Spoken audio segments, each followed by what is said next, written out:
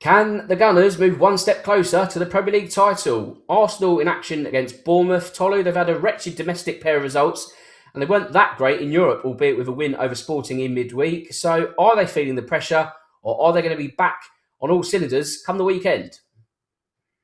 Think they probably turned a corner now. I was very skeptical of the game against Southampton, and it almost proved right because I wasn't really sure how they're going to bounce back from those two defeats, back-to-back defeats in the Carabao Cup and then in the FA Cup now. Look, it's going to be a very, very difficult game for Arsenal, especially when you know they're taking on a Bournemouth team who have become almost draw specialists of the Premier League lately. They've gotten 5 draws in their last 5 Premier League matches. They're unbeaten in the last 11 in the Premier League. And believe it or not, the last time they lost the game in the Premier League was to Arsenal in the reverse fixture when Arsenal won the game at the Vitality by 3-2. So that tells you that they're a very useful team. And there's a lot of talk around the fact that Arsenal have got a lot of squad depth, but it's starting to really eat at them a bit. In the creativity part, they really haven't got a lot of options. For the first time, I think I've watched Arsenal for the last 3 weeks, and I could tell that they could have done with someone like Mikel Merino in the team, but he's out for better part of the season now. Martin Odegaard came back in the Champions League, and you could tell that he wasn't quite at it at the moment. Every time he had a chance to make a forward pass, it always seemed like he went for the safe option. I saw Berge Eze in training early on Thursday, so he might be back in the team with Saka and Julian Timber look like they'll still miss out. So that could be a huge one for Arsenal. The young man, Max Dowman, he still looks like a wild card for them. But this is going to be a very, very interesting one for Arsenal. They've played a lot of games. Bournemouth are fresh. They've got a manager who does seem to get it right in the big games. And if you remember in the reverse fixture, they did cause Arsenal a bit of a scare at the Vitality. So this could be a really, really dangerous one for Arsenal. This game, especially against Bournemouth, always seems to produce goals. Now, we keep talking about pivotal weekends. It almost feels like each weekend is bigger than the one before. But this one does feel big because if Arsenal do win, they will be 12 points clear of Manchester City, albeit playing 2 games more. But could that be the hurdle, which is then far too big for City to clear? So how much importance really does go on this fixture at the Emirates?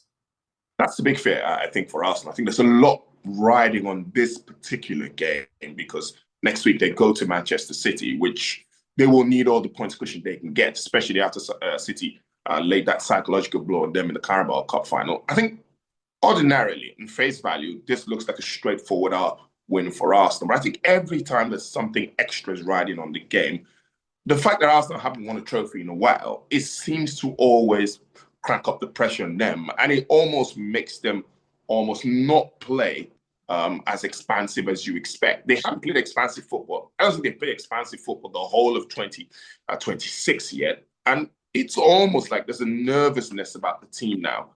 It will continue against Bournemouth, I can assure you, but will they be able to do enough to get over the line? That will be the big question.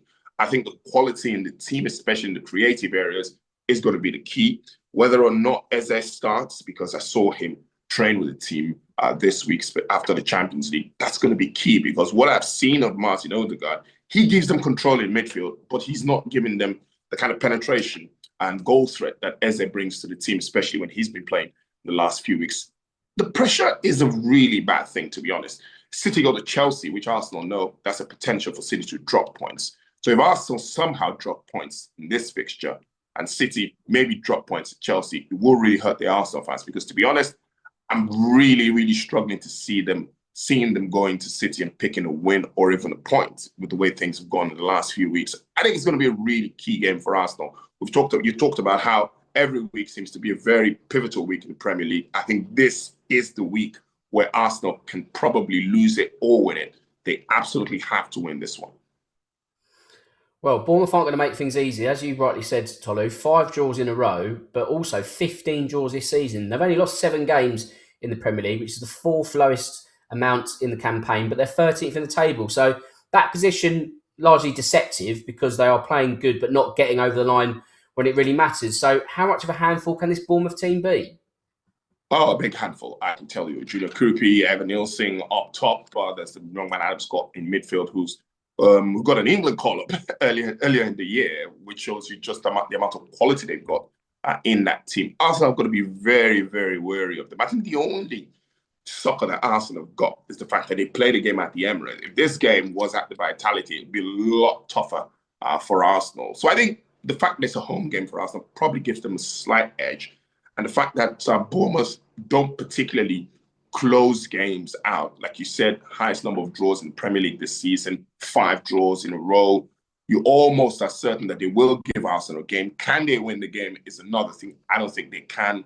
But I think Arsenal will probably look to their squad depth in this one. You probably look at the guys who can come in for Arsenal. I thought, what's his name? Ben White's been shaky ever since the international weekend. I thought he was very, very shaky in the game against Southampton from the start all the way to the end. Also, early on in the game against Sporting, was caught out with the ball for over the top, which almost resulted in Sporting scoring. And you look at the threat that Bournemouth have on that side with Ryan, the Brazilian who can play on both flanks, depending on where he pops up. And that could be a real handful for Arsenal. Ricardo Calafiore here is also has a knock, so you don't even know who's going to play at left back for Arsenal. And Capia is injured, so that could be Miles Lewis-Skelly. So Arsenal could have 2 fullbacks who are not particularly at the top of their game at the moment. And I can tell you that Bournemouth can hurt them in the wide areas. So it's going to be a lot of ifs and buts. But I think the good thing for Arsenal is that the game is at the Emirates. And I'm not the biggest fan of early kickoffs. That game is an early kickoff. Sometimes, I think if you look at the averages for the amount of upsets that happen at lunchtime, they're probably the highest. And that probably also doesn't bode well for Arsenal. But it's going to be a very, very interesting one. It's one that if Arsenal win, they're going to celebrate it because it's going to be a huge, huge one for them. Well, Tolu, with your betting cap on, can Arsenal make use of that home advantage? Will Bournemouth make it 6 draws in a row? What do you fancy? Despite all the doom and gloom I seem to have predicted, the bookies do not believe that Arsenal will have a tough time. They have the odds on Arsenal winning are very small, so no value there. I think I'll go for goals.